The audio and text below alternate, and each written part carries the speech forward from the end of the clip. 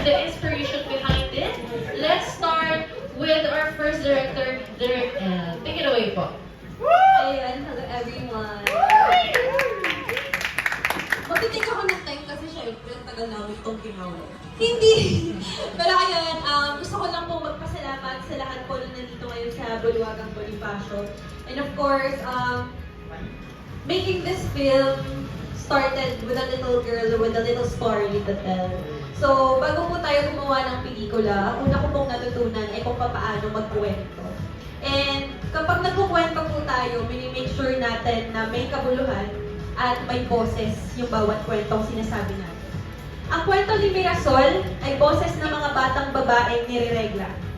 Bihira mainathala sa mga dokumentaryo o pelikula ang kwento patungkol sa stigma na nararanasan ng mga batang babae patungkol sa regla.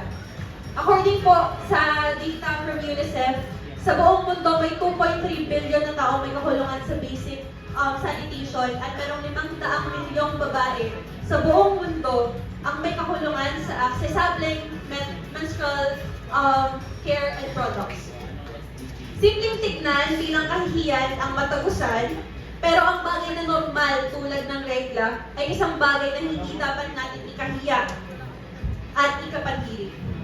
Napakahirap pong isulong sa Pilipinas ang libreng access sa mga menstrual products na ito at i-defend sa Kongreso, dahil ang tingin nila, hindi kailangan magbigay ng gobyerno ng budget para sa menstrual products dahil babae lang ang may kailangan nito. Sa katunayan po, simple man natin tignan ang napkin sa buong kwento ni Mirasol bilang isang simbolo, sinasalamin nito ang isang advokasya na makapagmulat at makapagbahagi. Sinasalamin ni Mirasol ang mga bata sa Pilipinas na walang pambili ng napkin o kahit simpleng basic hygiene needs.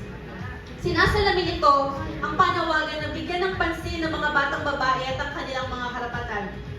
Naway, ang kwento ni Mirasol ay hindi lamang mahulog sa apat na sulok ng kwentong ito, kundi makilala bilang isang advokasya na simulan ang advokasya para sa libre at accessible period products. Kaya lubos po akong nagagalak na yung House Bill 5179 o yung Free Period Acts na introduce po to us by Akbayan. So, recently lang po siya nangyari. This is an act requiring public schools po and healthcare providers to make period products available and free of charge. Sana po magtuloy-tuloy po yung pag-a-aproba sa bill na ito hanggang sa maisabatas. Dahil mahirap man siyang pag-usapan pero kailangan. Kaya sobrang laking pasasalamat ko po sa Pagsipon Films. Sila Francis, si Henry, si Cam, si Abigail, si Icon, si Sofia, si Joanna, si Lance, si Dale, si Stephanie, si Jo Marie, si Jen, si Freedom, si Matthew. Maraming salamat dahil nagtiwala kayo hanggang dulo at sinamahan niyo ako sa kwento ni Mirasol. At maraming salamat sa pagbubuwis ng buhay para lang po matuloy ang film na ito. And of course, maraming salamat po to Prof. Megan and for teaching us new things.